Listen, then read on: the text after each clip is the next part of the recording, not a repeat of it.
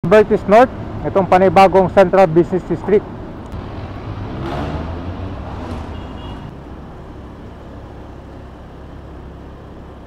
Naya, saan pa yung unang na-demolish ng mga bahay dito, ma'am? Doon sa kabila. Dito? Oo, doon sa...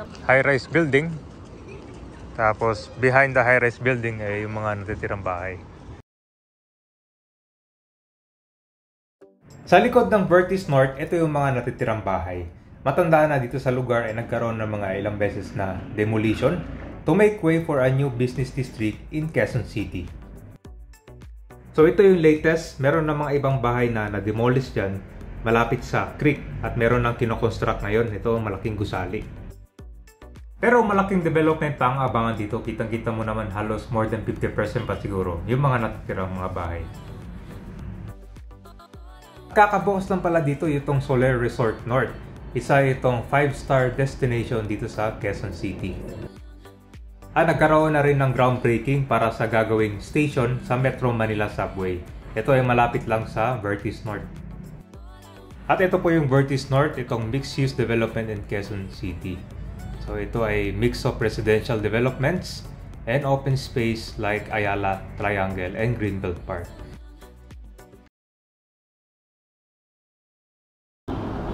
Nandito tayo sa EDSA Corner, Quezon Avenue. Ito yung construction ng Metro Manila Subway Station. Yan, malaki no?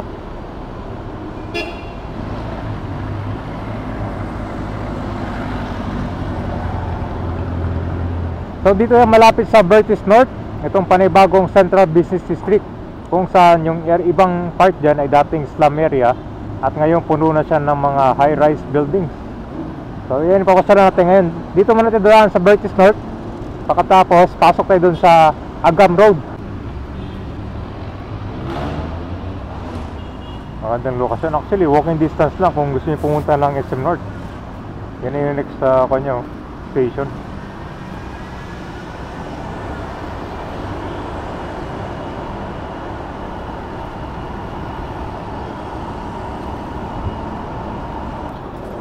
Vertis North and Ayala Lana Estate.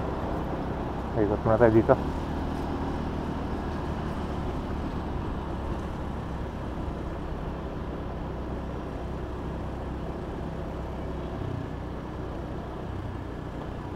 So dito pagpasok nyo kabayan, ito sa kanya merong konti.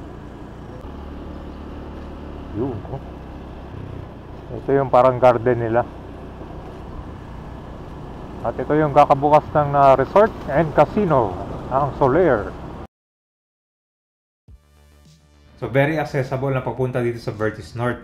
Una-una na itong sakayan ng mga train at sa bus carousel. So ito po yung Soler Resort and Casino. First integrated resort na merong 5-star hotel here in Northern Metro Manila. Sa harap ng Soler lang, ito po yung Seda Vertis North Hotel. Ito yung among the largest in Northern Metro Manila. So madami itong mga rooms. And then kasunod niya lang, ito po yung Ayala Malls Vertis North.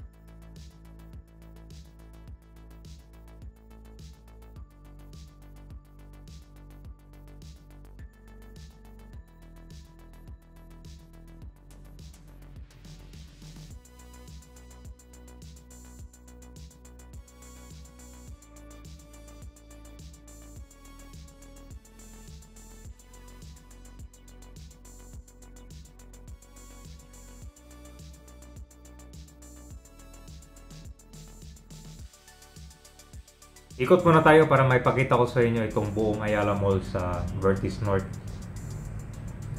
Yan. So, isa sa napapansin nyo dito kabayan habang umiikot tayo, ang daming mga puno, no?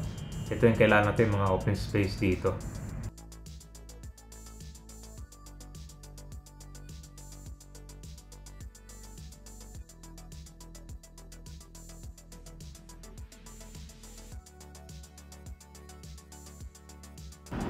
Yun, no?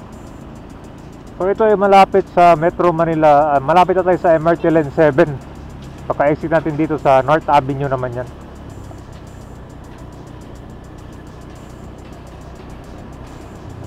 Grabe, very accessible ang Vertis North. Ang daming modes of transport.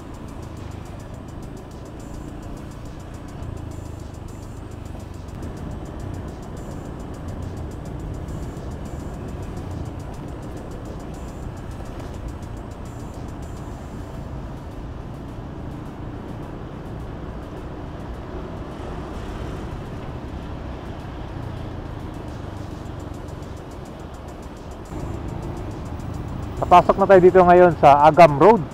Ngayon, ito na ay Senator Miriam Defensor Santiago. Ito yung dating Agam Road.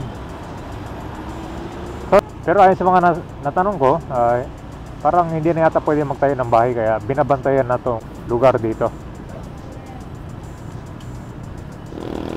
Malaki pa, siguro wala pa sa 50% ng mga natitira.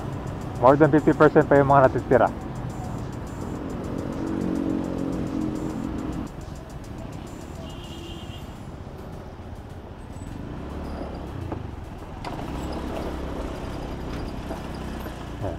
Ito na yung Concabay na. Kung mapapansin mo, nandito na rin yung parang palengke nila. Palengke, tapos yan, dito na rin mga kabayan.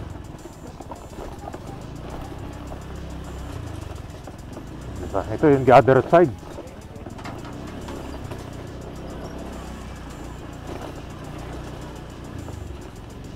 So di na kailangan lumayo pa kasi lahat ng mga bilihan ay nandito. Ayan, may isda, oh. Dami. Tapos yung mga kailangan sa pangbahay, pangluto.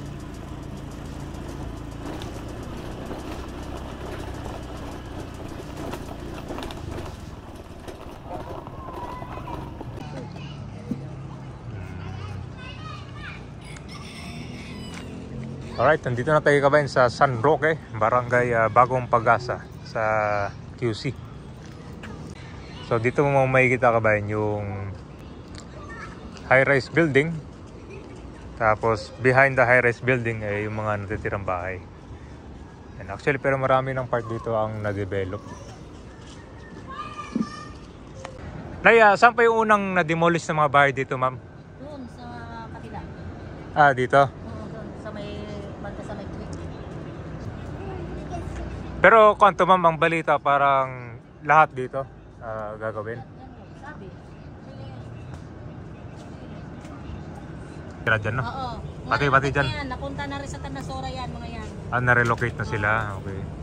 So, ang proseso pala dito, paisa-isa, relocate, dahan-dahan. Oo. Kung depende sa tao kung gusto na talagang halimbawa na maruling na sila, yung mga pabiliran na sa atin ba? Ah, okay na. So, anytime. Oo.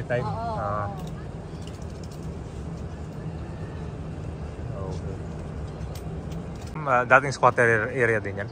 Oo. Mga ano na rin yan. Ah, so, napakalaki pala kasi... Ano yan dyan dati nakalagay dyan mga nagatinda dyan dati, may mga kambingan. Ilang taon na po yung nakatira dito, ma'am? Saan? Dito, ilang taon na kayo? Kami? Oo. Sa ano na kami to? Kasi pinapasiyan ko lang sa panganay ko. Ang panganay ko kasi ngayon nasa 32 na eh. So dati, ma'am, 30 years ago, wala pa itong mga building na? Pati dito, no? Wala yan. Kaya ang pinagbabasihan ko dito kung at ilan ang edad ng anak ko, yun din ang tinira ko dito. Ah, so hindi kayo dito since birth, ma'am? Galing pa kayo sa ibang lugar? Galing kami ng probinsya nung araw. Katira kami dito. Dito ko nang pinanganak yung mga anak ko. Dito. So dati, ma'am, anong itsura nito dati? Talayban. Kung pumasok kami dito nung araw, wala pa tong ano dito. Mabilang lang yung bahay dito. Bilang lang, no? Kubo-kubo pagkatapos ang mga bahay dito bago ako pumasok dito, pang tatlo lang. Oo. Tatlo lang ang bahay dito. So isa pala kayo sa mga kanman, pioneer dito na, dati. Kung tutusin, napakatagal ko na dito nanirahan. Pero ngayon, nasa Montalban sila doon, no? Nasa Montalban. Okay na yung tirahan nila. Oo. Yeah. So ito yung example kabayan na wala nang nakatira, na-relocate na sila. So yung bahay ngayon, parang ano yun, sir? Nagiba na o ganyan talaga? Iba na yan siya. Giniba yung ibang kan, parang hindi siya matirahan, no? Second floor yan eh. May second floor dati. Iba na. So ngayon, pag nangyari, na-relocate na yung tao, itong area na to, bawal na siyang Taiwan. Hindi binabantay ng bayan. Tsaka dito, sir, Wala na rin. wala na rin. So merong bagong na-demolish dito malapit sa creek.